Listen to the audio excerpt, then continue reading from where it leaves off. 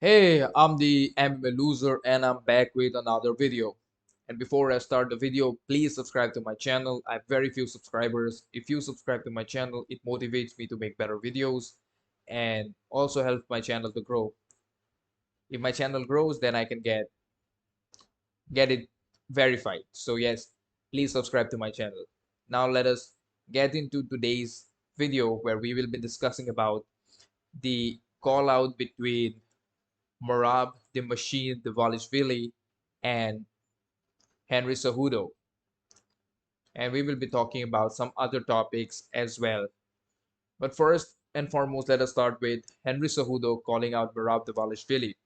Right after his fight with Aljamain Sterling, Funk Master, where Sterling won by split decision and Cejudo was pretty much considering his retirement in the at the post-fight interview. And the fight fans around the world, the MMA enthusiasts, everybody was a little sad to see Triple C retiring because he put up a really good performance against the current bantamweight champion Aljo. So after that, I believe within 24 or 48 hours, Henry Cejudo called out Merab Dvalishvili. Now that fight kind of makes sense for Cejudo because he's fighting, I think, arguably the number one ranked fighter. But Merab does not want to fight for the championship because he trains with Aljamain Sterling, and Aljo is his friend, training partner, and he's someone that introduced Merab to Ray Longo and Matt Serra and that entire team. So Merab really respects Aljo and does not want to fight him. But in some interview, probably I heard Starling saying that he will fight Merab if the money is right, if they are both paid really well, and if the contract is right, then Starling probably will fight Merab. Which, in my opinion, this is an individual sport. Only there can be only one champion. So I don't hate Aljo for saying that. Now Merab does not want to fight him. That is Merab's opinion. Whatever. But I would like to see him fight for the title. But since he is not fighting for the title, then Cejudo versus Merab will be an interesting fight. Now, I don't know how that fight will go. Most probably, Merab will just go for takedowns because that is what he does.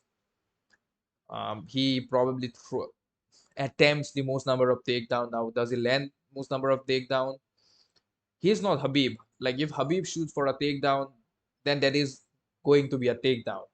He does not miss a takedown, in my opinion, and that goes for uh, people like even Jones. If Jones is going for a takedown, there is a takedown. GSP, when GSP shoots a double leg, then that double leg is going to get converted into a takedown.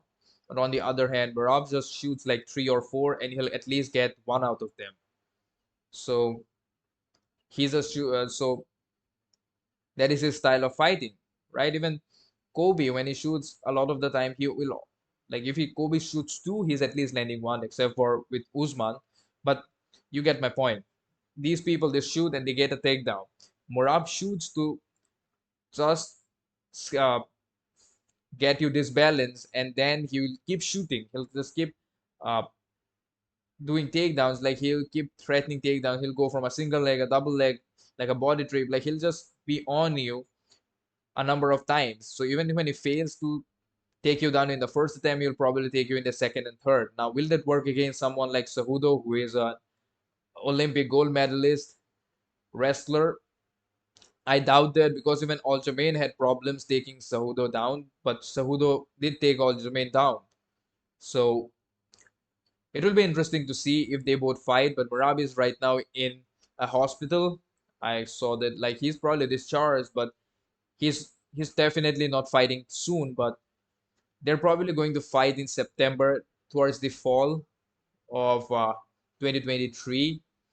So definitely, I'll be interested in watching that fight because Cejudo has a good team, and even in his comeback fight with Aljo, he put up a really, really great performance where he just lost by split decision.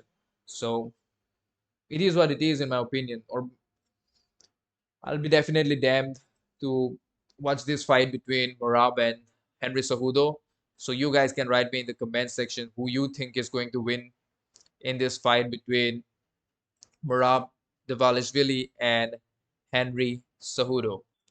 Now, related to that, I want to talk about Merab's teammate, his best friend, and whatever you want to call him, the current UFC bantamweight champion, Aljamain Sterling. Now he was supposed to fight, or he is supposed to fight Sean O'Malley that we saw uh, in the post-fight interview, or rather the post-fight call-out, or whatever WWE thing that they were trying to do in there. It did not work out really great, but the best moment from that entire uh, interaction between O'Malley and Aljamain was actually the fact that Merab wore O'Malley jacket, and I think Merab still has O'Malley jacket, which is I think the funniest thing from that interaction. Merab is the goat for that. Now O'Malley has said that Aljamain is just scared of you know O'Malley, which I think, of course, yeah, I don't think nobody is scared of anything, but O'Malley said that he did just fight, but look at Izzy fought Mofo fought for 4 times in 12 months. O'Malley said on his YouTube channel, "You have 4 months. It was 4 months from the fight. Take 2 months off and then train hard for 2 months. It ain't effing science. It's called discipline." Starling defended his belt on like May 6th, so defeating Henry Cejudo in a split decision in UFC 288. So O'Malley doesn't like the spirit of Starling's comments and believes he should adhere to the UFC plans. I mean, and O'Malley also said that uh, Aljo, he acts like he calls the shots. I'm listening to the UFC. I'm not acting like I call the shots either. Dana said August, so I said August. It's not like I told Dana, hey, run it in August. I run this shit. I said, hey, Uncle Dana. I didn't call him daddy like he said. I said, hey, Uncle Dana, when do you want me to beat up Aljo? And it happened to be August. I don't know his point, what his point is here. I don't know what his plan is by even tweeting that. I mean, look, let us be honest. At the end of the day, the decisions are made by Dana. I don't think apart from Connor or maybe GSP had this, even Habib probably had this.